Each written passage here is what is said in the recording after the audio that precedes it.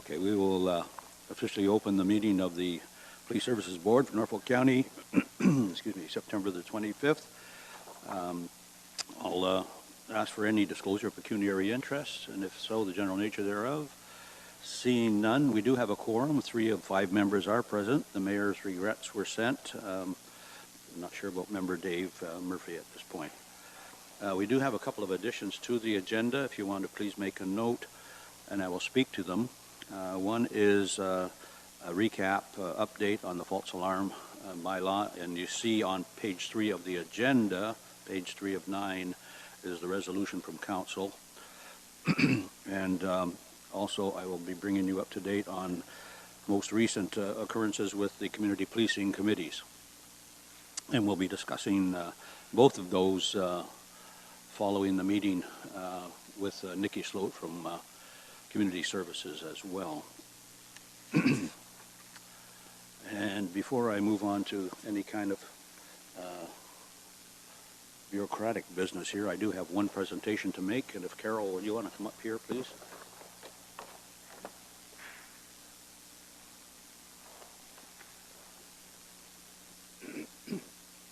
This being your last meeting, because you won't be here next month, you've noticed, excuse me, you've noticed the secretary on that already. But I did ask for the mayor to prepare this for you, and it's to you, Carol Greentree, on behalf of the council of the Corporation of Norfolk County, and I will add in there the Police Services Board of Norfolk County and its residents. Extend to you grateful recognition for being a supportive community friend and citizen. Excuse me. Your time on the Police Services Board is appreciated. Volunteer spirit and commitment to making your community a better place to live is clearly recognized and applauded. And that's signed and sealed by the Mayor Crystal Chop and the clerk, Andy Grizel. Thank you.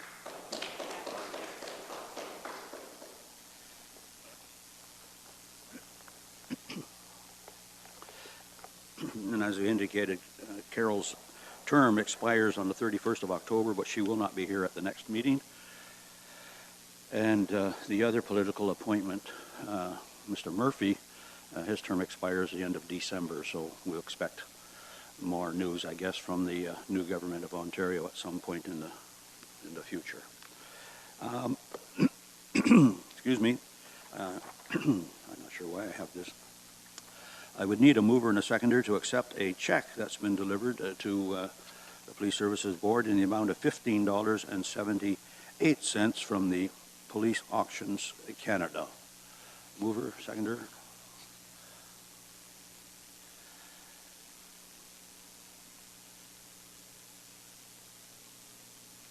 All in favor?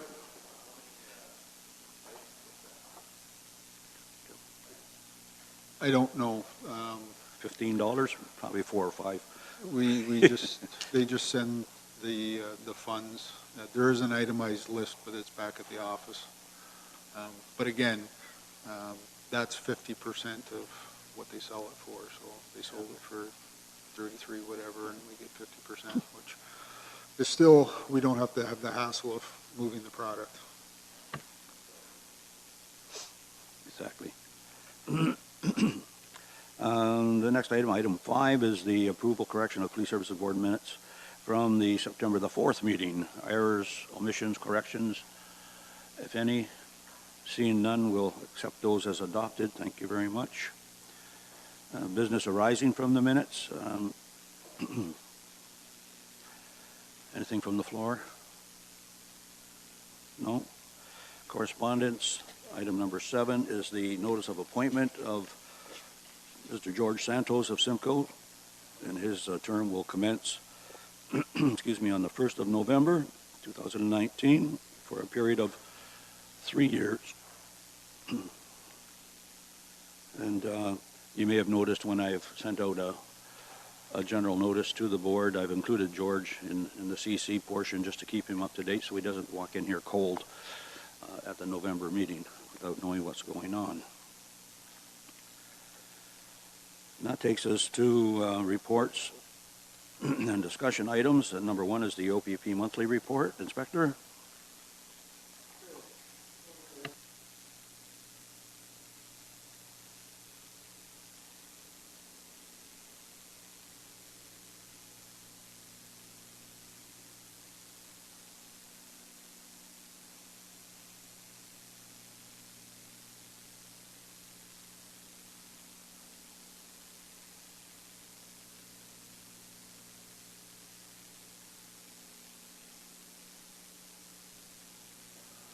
Yes.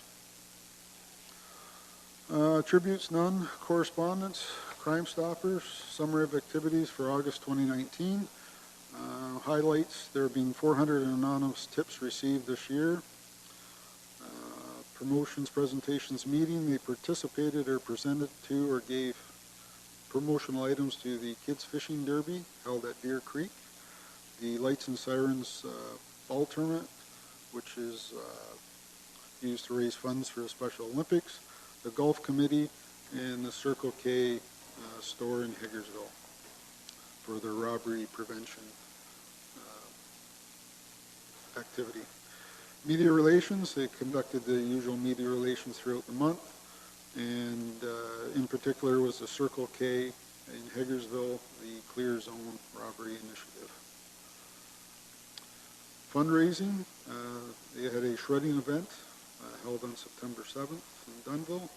Golf tournament was held August 15th at the Pine Valley Golf Course. 60 golfers were in attendance, and they raised approximately $9,700. Did you go to that one this year, John?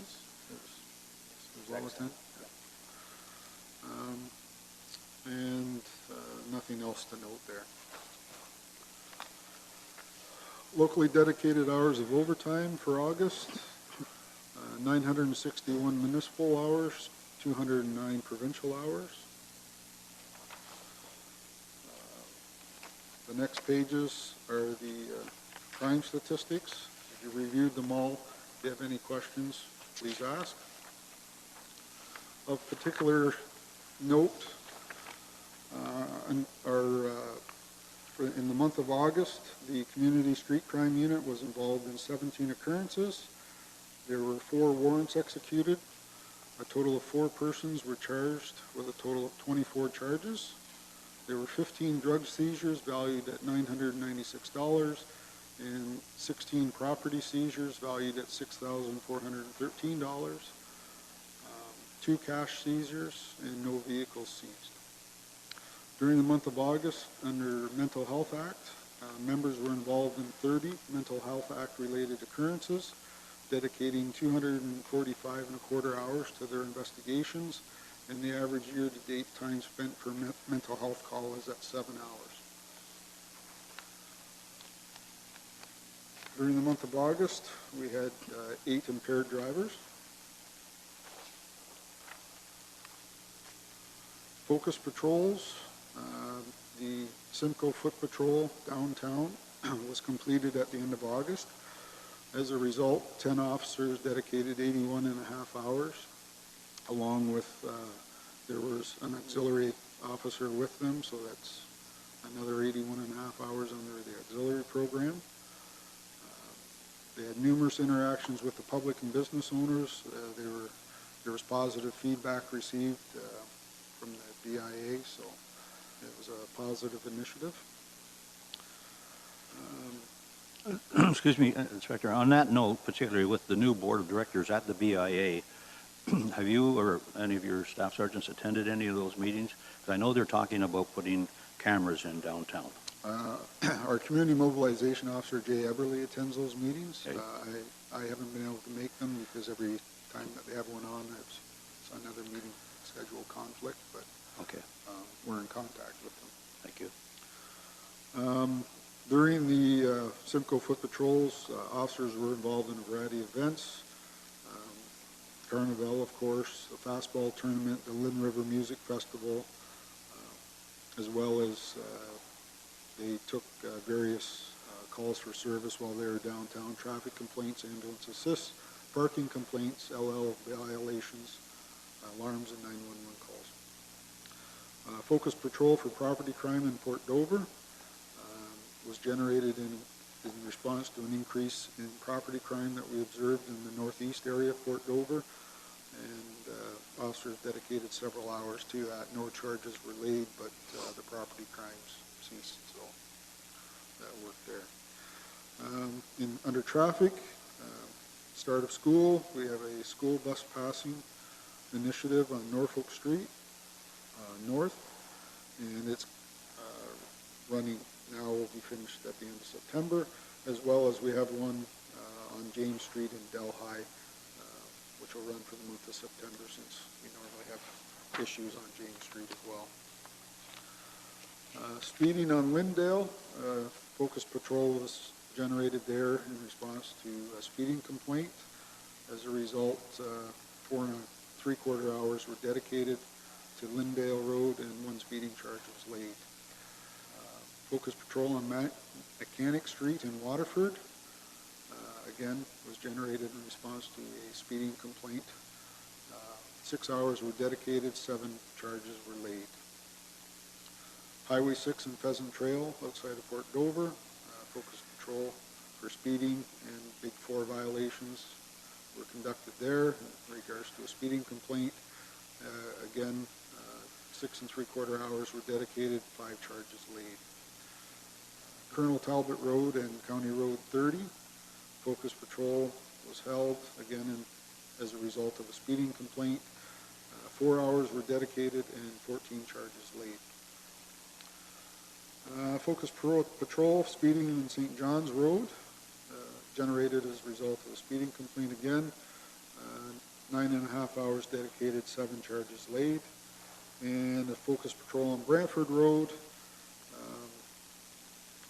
it's still ongoing, and it's as a result of a speeding complaint. On that note, where did Mike go? Okay, I'll wait for him to come back. Owen, maybe you have an answer about the speed watch signs? Do we have a status on that at all? Okay, appreciate that. Sorry, Inspector. 5 speed spy studies were conducted, 1 on Fisher's Glen Road, no problem was observed. St. John's Road, yes there was, we had a focus patrol. Brantford Road, yes there was an issue identified, focus patrol. Charlottesville Road 11, there was no problem identified there. And Talbot Road in Delhi, and it was conducted in regards to the roadwork bypass. There was no speeding issues. Volume was quite evident that it was triple what it would normally be on a regular day. And our lone speed watch sign from West Region, until we had to send it back, we deployed it on the Burford-Telai Town Line, Hamilton Plank Road, outside Dover, and St. John's Road East. And that's all I have for the report. If there's Okay, questions to the inspector at all? Mike, have you heard back from Jason or anybody about speed watch signs purchase?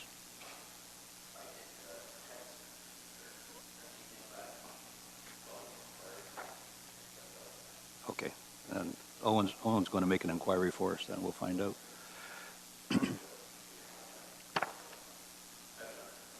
Okay, thank you very much.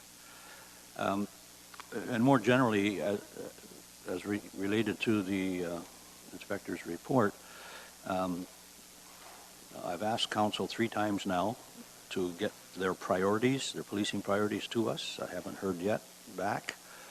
I know they've been very busy. However, the minutes will reflect that we're asking again, please, Owen. Without those priorities, we won't be able to set the agenda for the new year.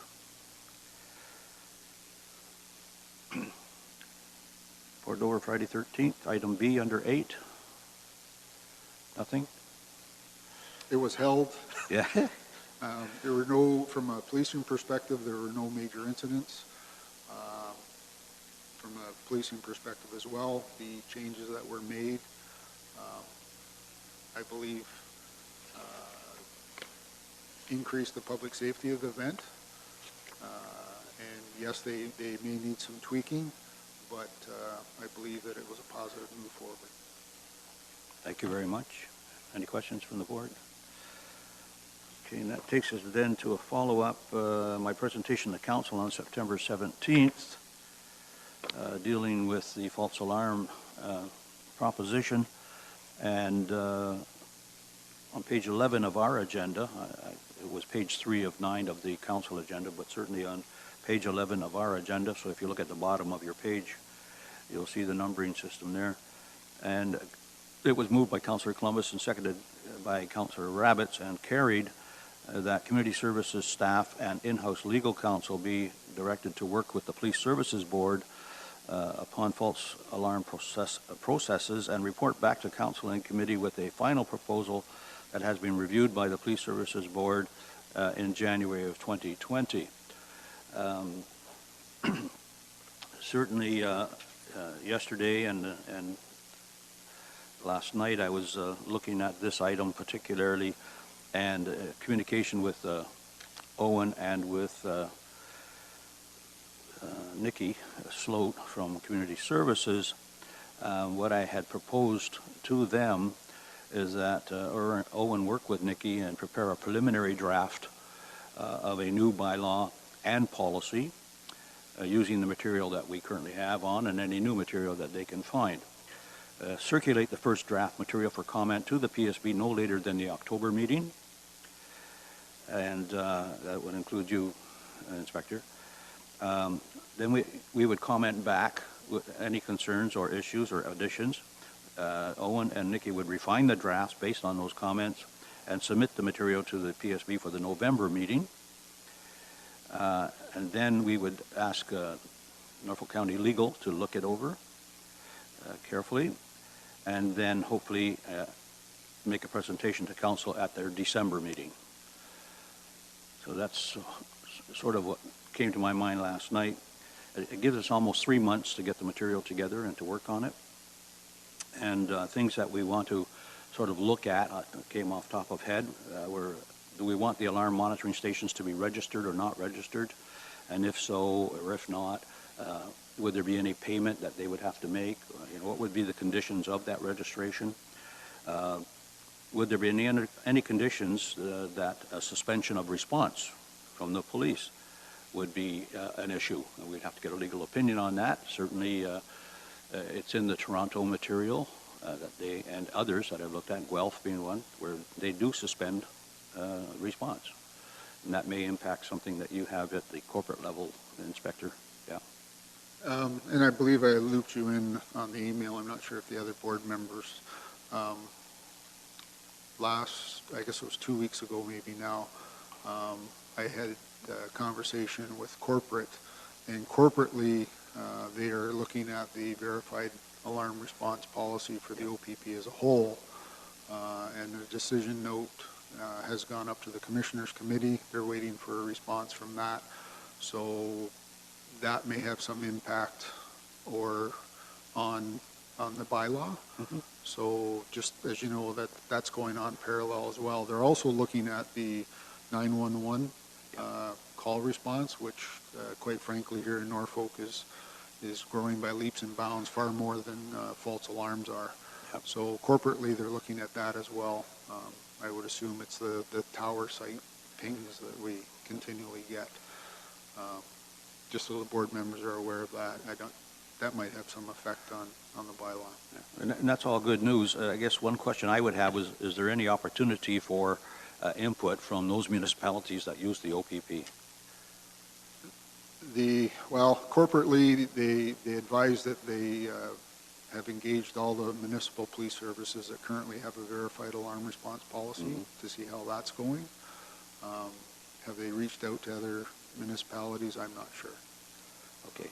If you want to send that up the system, we would appreciate having a look at it before it becomes into practice. Another issue that we would look at would be any penalty for false alarms.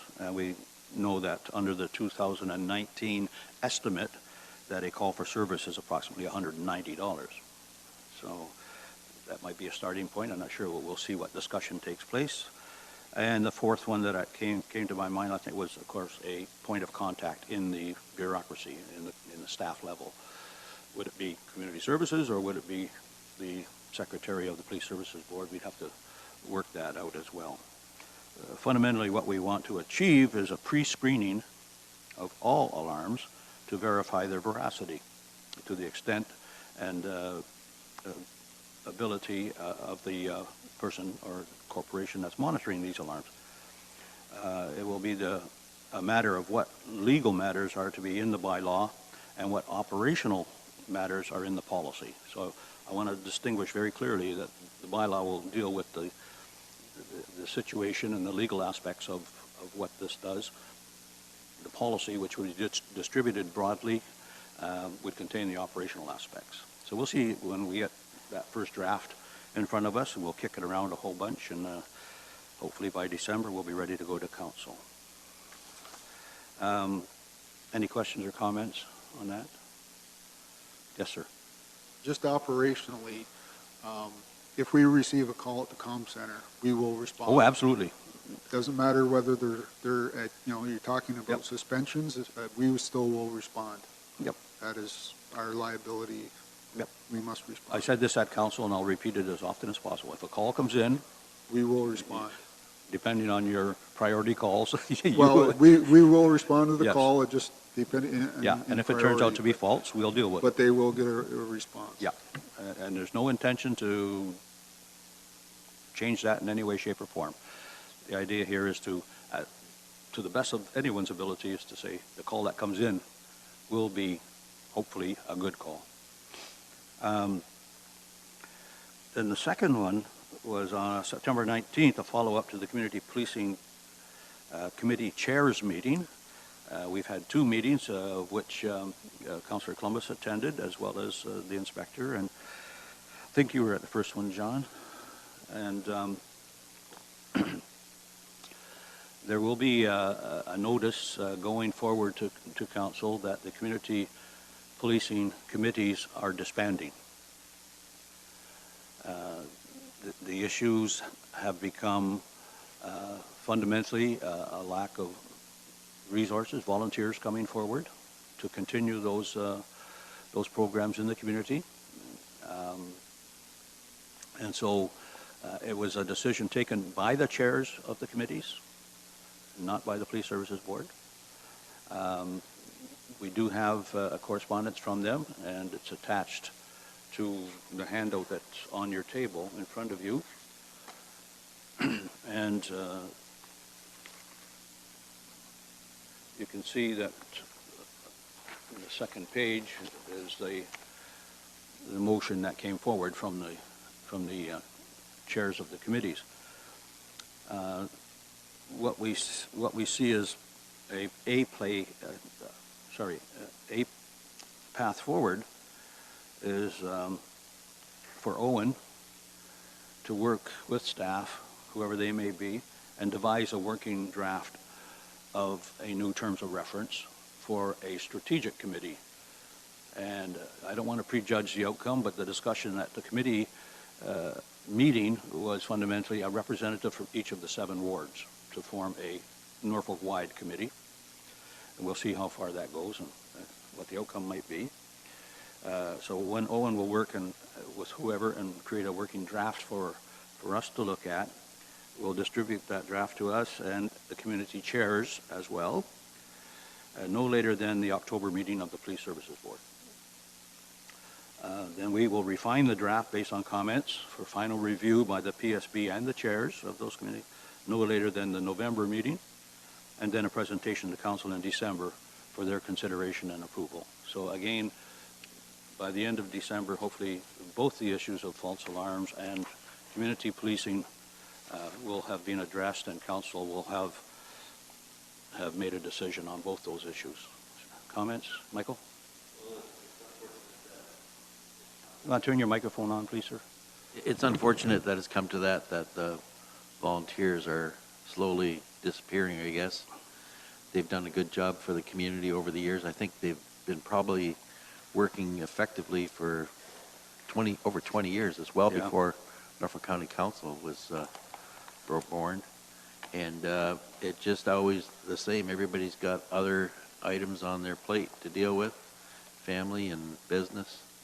And sorry to see it go, but perhaps if we resurrect this new initiative with one representative per ward, call it like an umbrella focused item, that we can get things back together and work cooperatively with our Ontario Provincial Police Force locally. Any comment, Inspector? No, the community policing committees are an important link to the community for us, and never like to see anything disbanded, but this is just a rejig, I think, to move forward.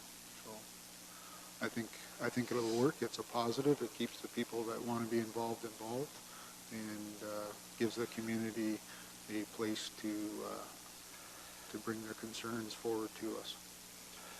Yeah, we would certainly hate to see a void out there in any way, shape, or form.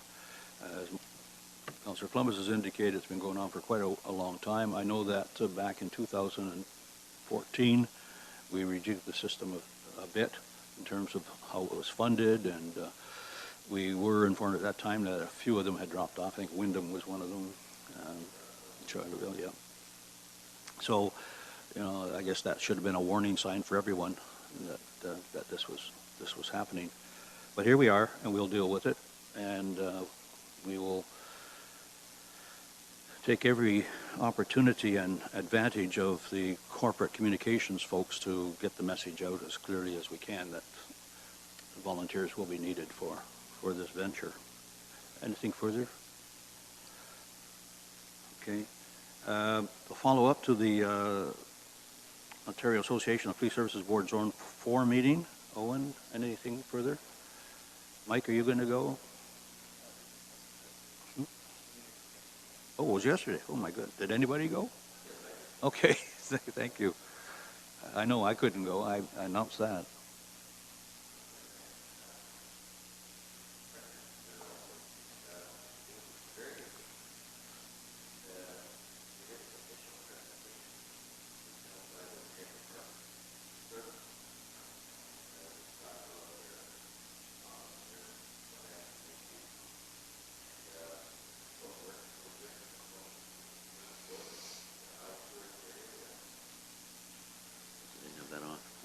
A very high tourist area, so they deal with a lot of non-residents, and I could not help but think, I know Inspector Varga, we spoke after the presentation, it really, you could learn a lot of lessons with dealing with Friday the 13th, with what they go through.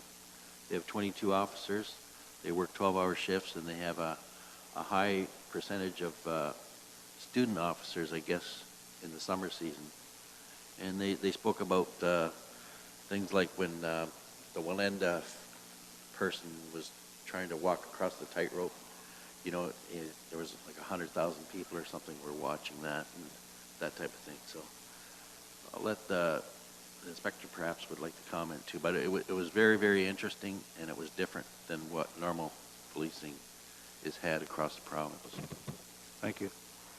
Yeah, it was a very good presentation by the chief of the Niagara Parks Police, and the theme of it was target hardening for tourist areas. So because they have such a large influx of tourists, and they have very large venues, New Year's Eve, Canada Day, various functions, measures that they implement to provide public safety to the tourists and visitors and residents, I guess, such as putting up retaining walls along the walkways so that a vehicle cannot drive down and mow people down.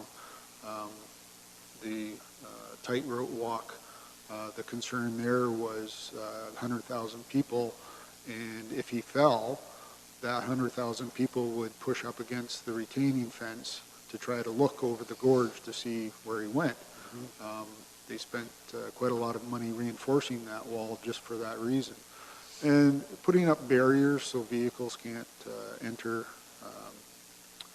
certain tourist areas where a lot of people congregate. It was very interesting because a lot of things they were talking about, I had mentioned regarding public safety of Friday the 13th as well, vehicles and pedestrians in the same area, and how they deal with that on a daily basis. They have 22 officers, but they work very cooperatively with Niagara Regional Police, the RCMP, and the OPP for their large functions. They bring in hundreds of officers. So it was a very good talk about how to deal with large events. So Excellent. Would you pass that copy of that material off to Owen if you brought anything back? To who? If you brought anything back with you, would you pass that off to Owen for Sure. more general circulation? And Owen, if there's something online from the, whenever it goes, the minutes and whatever else they post, make sure we see that. And the takeaways, I guess, just hearing you both speak, would seem, while it's an operational matter, that there's some good information there to be shared with council on large events. So if you don't mind, Inspector, just sort of, if you can, weave that in with Bill Cridland as you move forward. Oh, rest assured, we'll talk about it at the debrief. Good, thank you. Mr. Chair, Yes, sir. we also spoke about, we broke into groups after, and the inspectors held their meeting, and then we broke into our meeting as Zone 4 Police Services Board members. And we discussed such things as the high cost of policing, okay, and several contracts coming up across the province. The shortage of recruits coming on stream was a discussion, and that there's testing. And I don't know, Inspector, do you have any update about recruitment of officers? I know you spoke about it once before, or perhaps the inspector before you did, whether there's still so much difficulty. Is the testing going to be changing for these recruits? Actually, the testing's being brought back at OPC. It was stopped, and then now it's being brought back, the fit testing. However, at OPC, they are actually running a program such that you don't need it to get there, but you need to graduate, so they are running a program during your time at OPC to bring you up to the standards. As far as recruitment goes, right across the board, doesn't matter whether it's the OPP or any municipal service, we're all hurting for qualified recruits. That was every police service that was at the meeting had that same concern. Not sure why. Not sure. Maybe policing isn't looked at the profession that it once was. A lot of negativity out of the States, but it still is a good profession, and I would encourage anybody that wants to get into it to get into it, but recruiting is hurting all over. The concern, Mr. Chair, is there's a high percentage of police officers that are in the retirement age, like coming close to retirement. The baby boom is washing through. And there's a real need to fill those positions. Yes, there is. In fact, in the OPP, out of the 206 commissioned officers, currently 100 and change can retire within the next 2 years. So that's just at the senior level. The lower levels, there's just as many. But that's with every police force from the boom. Yeah, exactly. And I do recall when I was a bureaucrat in Ottawa, but engaged in community colleges and training, that we promoted strongly that the community college offer fundamental training that would lead into recruitment, so that the police forces weren't paying for all that fundamental book learning that was necessary, and that the candidate, him or herself, would pay for that up front. And that came to a fruition, but at the same time, everybody's looking for workers all over. I can't understand it. Anything further? Michael? Just one other thing that was discussed was the Police Services Act. Apparently there's a new act supposed to be implemented in January of 2021. No, two different things.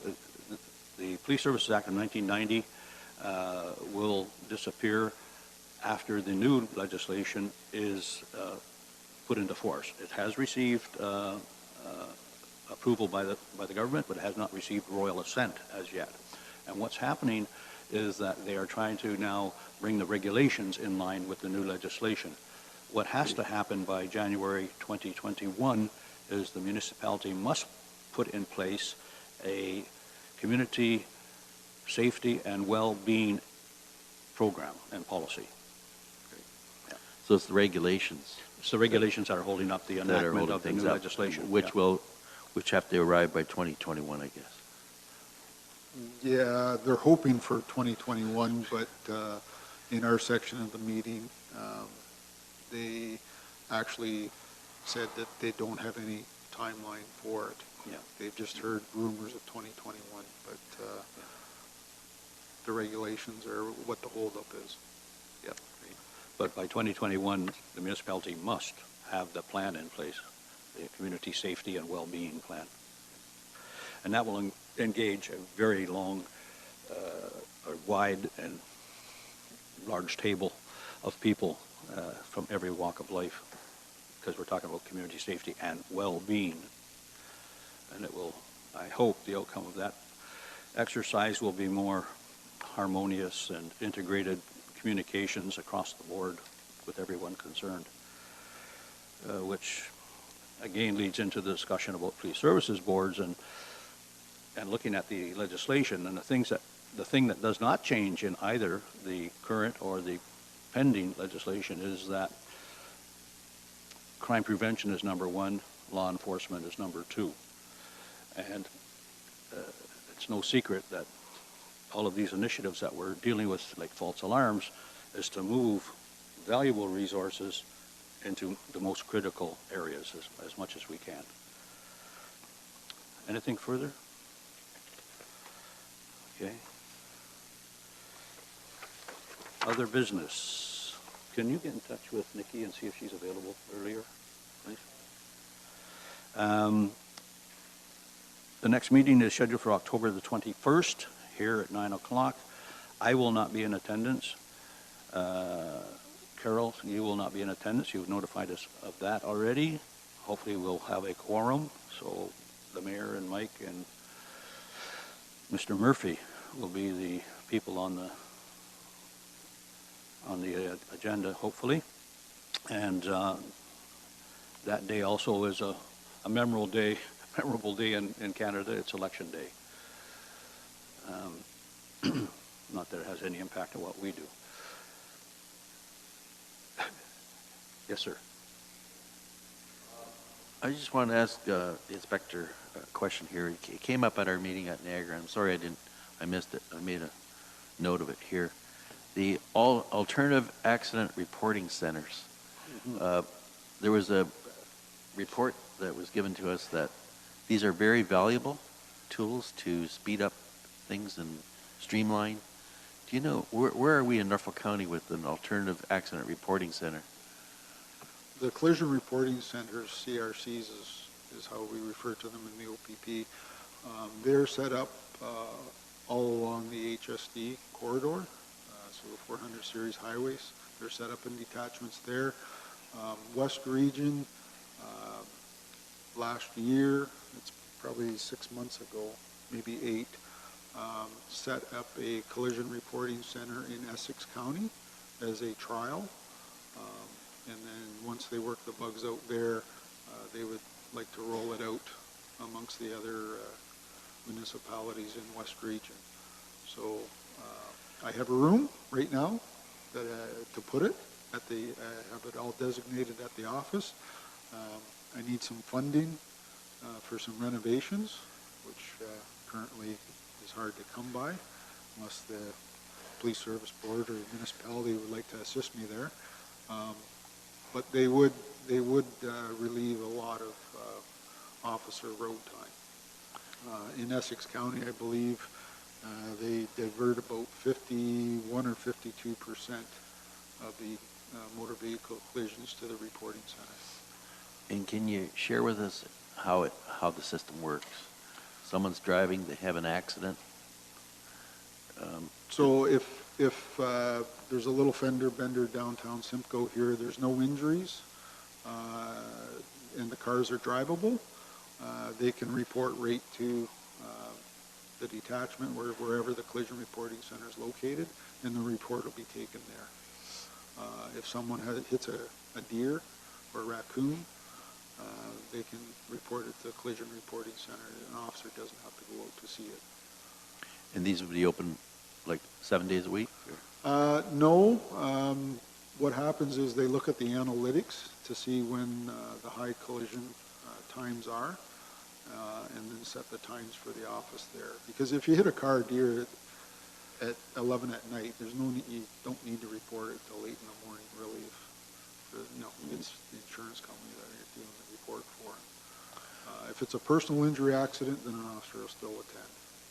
Well, 50% time saving is pretty significant. I hope we get one of these locally. Well, I'm pushing the region for it. Great, thanks.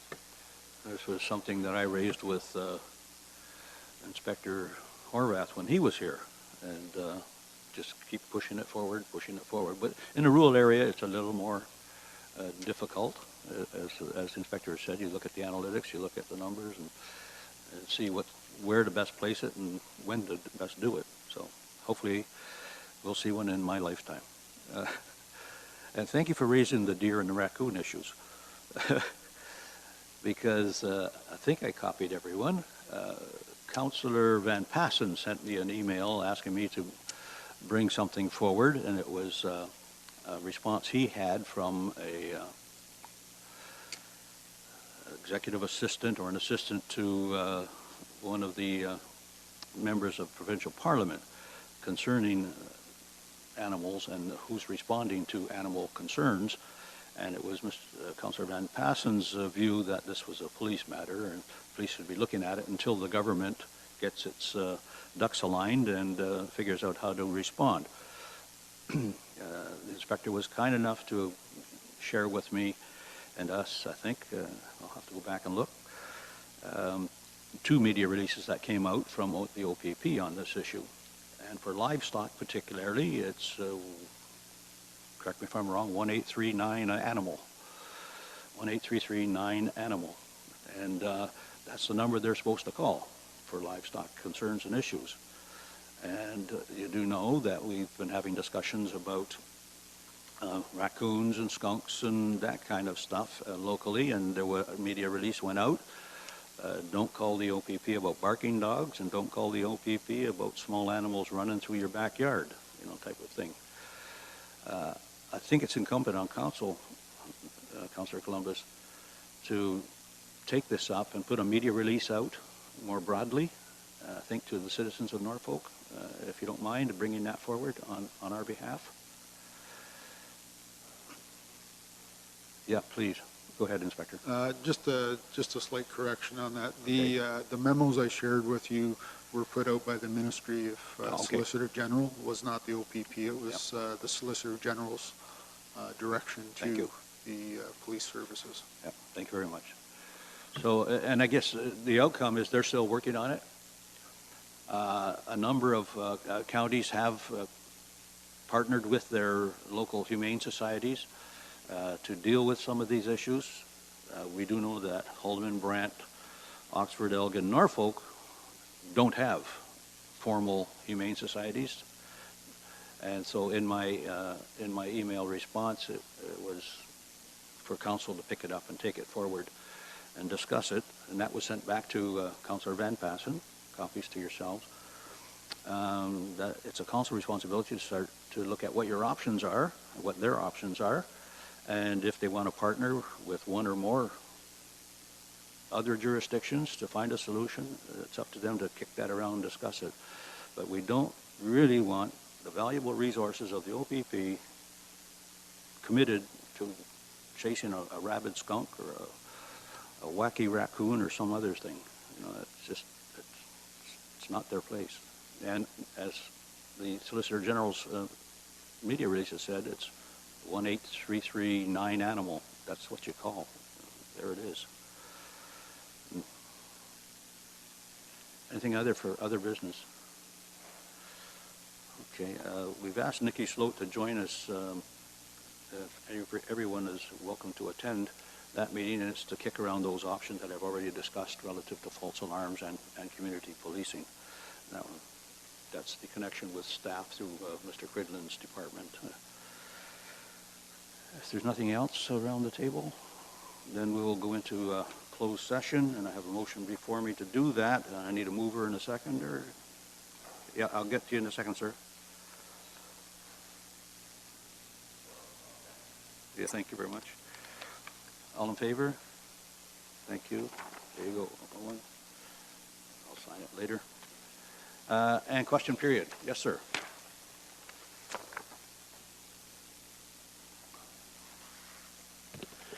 Good morning, everyone. This is a question for the chief. I was wondering if you could elaborate a little bit, please, with regard to the 206 commissioned officers you mentioned. What's that situation again? What's the background there? There's approximately 206 commissioned officers within the OPP currently, and approximately slightly over 100 of them are eligible for retirement within 2 years.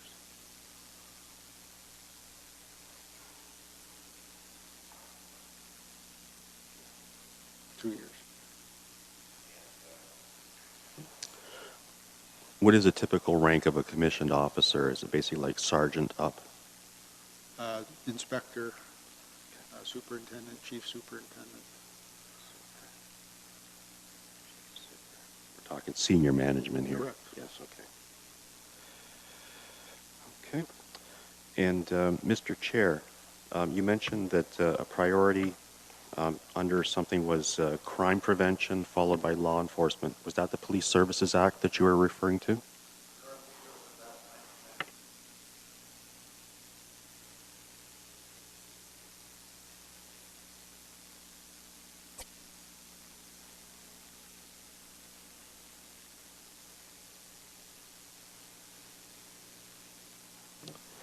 And with regard to the chief, you were talking about, you know, the benefits of having self-reporting centers. That's what you were talking about?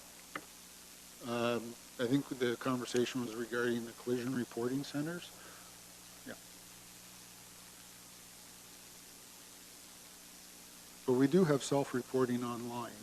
If anyone wants to go to opp.ca, there is a self-reporting feature there where they can report certain incidents of mischief and whatnot. And then an officer will Minor follow up thefts with and that sort of thing. Correct. Yeah, okay. So that's a time saver for us as well.